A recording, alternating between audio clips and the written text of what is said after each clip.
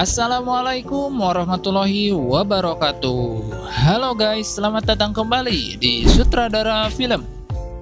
Dan di video kali ini saya akan membahas sebuah film yang menceritakan seorang pembunuh bayaran yang hendak bertobat. Namun, apa yang dia lakukan saat istrinya dibunuh para penjahat? Apakah dia akan bersabar atau malah semakin barbar? Tonton video ini sampai selesai.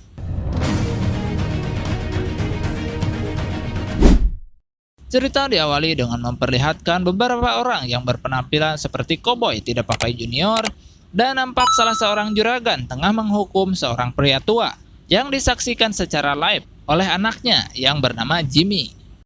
Si juragan juga memiliki seorang penembak yang disewanya dan terkenal berwajah tiis tanpa ekspresi apapun bernama Colton Briggs yang dianggap sebagai pembunuh paling legend. Tak lama muncullah seseorang yang hendak membantu ayah Jimmy, sehingga menyebabkan baku tembak, dan Colton Briggs dengan mudahnya memenangkan peperangan tersebut. Namun si juragan terkena tembakan hingga meminta tolong kepada Briggs agar meminta bantuan dokter. Tetapi Briggs dengan cueknya mengabaikan si juragan dan hanya mengambil uangnya saja sebagai haknya. Memang sangat buah edan si Briggs ini. Si ayah pun harus tewas ketika berusaha menembak Briggs yang telah membunuh kerabatnya. Namun gagal karena timah panas yang ditembakkan Briggs keburu menghantam dirinya dan kejadian itu disaksikan langsung oleh Jimmy. Beberapa tahun kemudian, Colton Briggs sudah pensiun dari profesi kejinya. Mengingat umurnya yang sudah bau tanah, dia lebih memilih menghabiskan waktu bersama istrinya yang bernama Ruth dan putrinya yang bernama Brooke. Dengan tabungannya yang ia dapatkan dari hasil kerja haram jadahnya, Briggs kini mendirikan sebuah warung kecil yang menyediakan berbagai keperluan seperti makanan pokok, popok bayi, gehu, bala-bala, bajigur, oncom, permen, dan bermacam bumbu dapur yang sering dibutuhkan orang-orang. Dan sering kejadian di mana pelanggan nakal yang suka mencuri barang seperti permen yang kebetulan saat itu aksinya gagal karena Brooke melihatnya. Dan Briggs tidak memperpanjang masalah itu, apalagi sampai melaporkannya ke polisi. Dan malah menasihati anaknya dengan berkata, "Anggap saja sedekah, nak." Ketika Ruth sedang menjemur pakaiannya, tiba-tiba norojo seseorang tak dikenal bersama dengan 3 kawannya yang ketika Ruth mencurigai orang-orang itu adalah penjahat, dia pun mendorongnya dan langsung lari ke belakang rumahnya. Para penjahat itu pun menyusul ke belakang sampai Ruth sempat berhasil kabur menggunakan kudanya. Namun terjadilah. Saat itulah ketua penjahat itu melihat pelanak kuda dengan tulisan Colton Briggs. 3 orang kawannya seketika ruas saat menyadari jika ini adalah kediamannya seorang legenda penembak dan pembunuh kejam bernama Colton Briggs. Namun si ketua justru malah ngabalak katak tertawa lepas karena ternyata dia adalah Jimmy, anak kecil yang ayahnya dibunuh Briggs saat ia masih kecil. Beralih ke Briggs, yang sudah selesai berdagang, dia mengajak Brooke untuk pulang yang di situ sudah ada kepala serif bersama rekannya, yang menunggu kedatangannya dan menyampaikan bahwa istrinya telah almarhum, dibunuh oleh 4 orang, tanpa memberitahu siapa saja keempat pelaku tersebut. Briggs pun memutuskan untuk mengubur jasad istrinya di belakang rumah. Dan kepala serif menghampiri Brooke dan bertanya, kenapa dia tidak menangis dan tidak menunjukkan ekspresi kesedihan padahal ibunya meninggal. Yang ternyata Brooke juga memiliki kelainan seperti ayahnya, yaitu bermuka tiis alias tidak bisa mengekspresikan emosi dalam dirinya. Selesai menguburkan jasad istrinya, Briggs pun bertanya, kemana perginya para penjahat tersebut? Namun si serif enggan memberitahukannya karena dikhawatirkan Briggs akan menyusulnya, kemudian menemukannya, kemudian membrutal lagi, dan ngeriweuhkeun dirinya lagi. Begitulah kira-kira dalam pikiran si serif. Sehingga beliau menyarankan agar Briggs tetap diam dan jangan pipilueun, dan serahkan urusan ini kepada dirinya dan hukum yang berlaku. Saat sedang di TKP, Briggs nampak terpukul ketika melihat bekas darah istrinya berceceran, tetapi tidak bisa mengekspresikan kesedihan tersebut. Sehingga daripada hanya ngajentul dan larut dalam kesedihan, Briggs memutuskan untuk membongkar kembali tempat senjata yang sering ia gunakan dulu untuk mengejar dan membalaskan dendamnya kepada pelaku pembunuhan istrinya. Briggs pun membawa serta putrinya dalam pengejaran ini sampai dia membakar rumahnya sebagai tanda bahwa dia tidak akan kembali sebelum bisa menghabisi para penjahat tersebut. Di tengah perjalanan, Briggs pun berhenti sejenak untuk istirahat dan mengambil air. Di situ, dia menjelaskan bahwa mereka berdua akan istirahat selama 4 jam. Brooke pun bertanya, "Bukankah itu akan memperlambat misi kita?"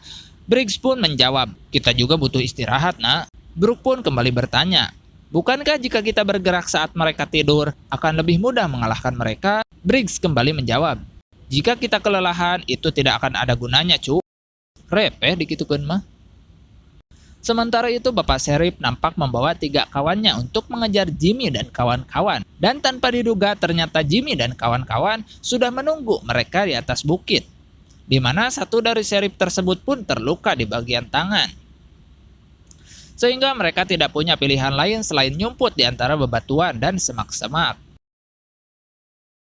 Setelah baku tembak, Jimmy pun mengeluhkan tentang ketiga rekannya yang tidak becus menembak dan tidak mengenai sasaran satupun. Di mana salah satu kawan Jimmy yang sudah tua bangka justru tidak khawatir dengan para sheriff, melainkan takut kemunculan Briggs yang lebih berbahaya dari keempat sheriff tersebut. Si kepala sheriff kemudian menyuruh anak buahnya yang terluka untuk pulang dan meminta bantuan. Sementara Briggs terlihat membangunkan anaknya karena mendengar suara kuda mendekat ke arahnya. Briggs pun menyuruh putrinya untuk mengalihkan perhatian dengan cara berpura-pura menangis. Padahal seperti kita ketahui bahwa Brooke tidak bisa menangis, sehingga Brooke semaksimal mungkin berusaha untuk menjalankan tugas sesuai perintah ayahnya. Briggs pun berhasil menangkap anak buah kepala sheriff yang terluka sekaligus dengan bapak sheriff dan rekan-rekannya. Di situ salah satu anak buah sheriff malah meremehkan Brooke yang seorang gadis kecil, di mana Brooke yang merasa kehul menginjak kaki si sheriff yang terluka sehingga tak ada lagi yang berani berbicara sembarangan di sana. Briggs pun menggerakkan hatinya ketika dia mau mengeluarkan peluru dari lengan anak buah si sheriff yang tertembak. Briggs dan putrinya pun segera pergi ke arah kota Santa Rosa yang diyakini akan menjadi tempat pemberhentian selanjutnya bagi Jimmy dan kawan-kawannya. Jimmy dan kawan-kawannya sendiri terlihat memasuki sebuah tempat yang di situ terdapat mata uang Meksiko yang sudah lama terkubur. Mereka berempat ternyata adalah para mantan narapidana yang baru saja keluar dari penjara, di mana Jimmy sengaja memperdaya mereka bertiga untuk membalaskan dendamnya kepada Briggs dengan cara ngabibita mereka dengan uang, sehingga sekarang dirinya tidak perlu mengejar Briggs, melainkan Briggs sendiri yang akan datang kepadanya. Singkat cerita, Jimmy dan kawan-kawan pun sudah tiba di kota Santa Rosa dan memutuskan untuk menunggu kedatangan Briggs di sana, yang mana Briggs sendiri terlihat sudah tiba dan menyuruh putrinya untuk masuk ke kota terlebih dahulu untuk memastikan apakah mereka ada di sana. Sial bagi Brooke, dia berhasil ketahuan dan langsung dibawa ke hadapan Jimmy. Yang di sini terjadi hal menarik saat Jimmy dan kawan-kawannya mencoba mengintimidasi Brooke supaya ketakutan dan menangis gogoakan. Tetapi seberapa kuat mereka berusaha, Brooke sedikit pun tidak menunjukkan raut wajah takutnya, dan justru membalas dengan santai setiap pertanyaan dan ucapan yang Jimmy lontarkan. Sadar jika putrinya telah tertangkap, Briggs pun langsung masuk ke kota secara terang-terangan, di mana salah satu anak buah Jimmy pun langsung bersembunyi ke dalam rumah warga. Tetapi Briggs berhasil menjatuhkan satu penjahat sekaligus seorang warga yang pipiluan atau ikut campur. Di mana anak buah Jimmy yang lain nampak ketakutan setelah menyadari jika satu rekannya telah tewas terbunuh. Dan selanjutnya Briggs berhasil menembak anak buah kedua Jimmy, di mana dia juga terluka terkena tembakan. Si Pak Tua langsung memberitahu Jimmy tentang kedatangan Briggs, sehingga dia langsung mengikat Brooke untuk memancing Briggs muncul ke hadapannya. Di detik-detik tegang inilah Briggs sama sekali tidak memiliki peluang untuk bisa menyelamatkan putrinya, di mana Jimmy sendiri sudah lama menunggu untuk momen seperti ini, dengan akan membunuh Briggs di hadapan putrinya sendiri seperti yang terjadi kepada dirinya ketika masih kecil. Dan benar saja, Jimmy berhasil menembak Briggs setelah dia membunuh si Pak Tua. membuat Jimmy benar-benar terlihat puas karena akhirnya bisa membalaskan dendam ayahnya tanpa sadar jika di situ masih ada Brooke yang tidak akan diam saja. Sehingga setelah semua selesai, Brooke tidak punya siapa-siapa lagi setelah ayahnya dan ibunya tiada. Tak lama muncullah bapak kepala serif yang tidak akan melibatkan Brooke dalam kasus ini. Setelah merasa bahwa Brooke masih kecil dan masih memiliki masa depan panjang untuk menjadi pribadi yang lebih baik. Dan film pun selesai. Sekian dan terima kasih telah menonton video ini. Saya pamit. Wassalamualaikum warahmatullahi wabarakatuh.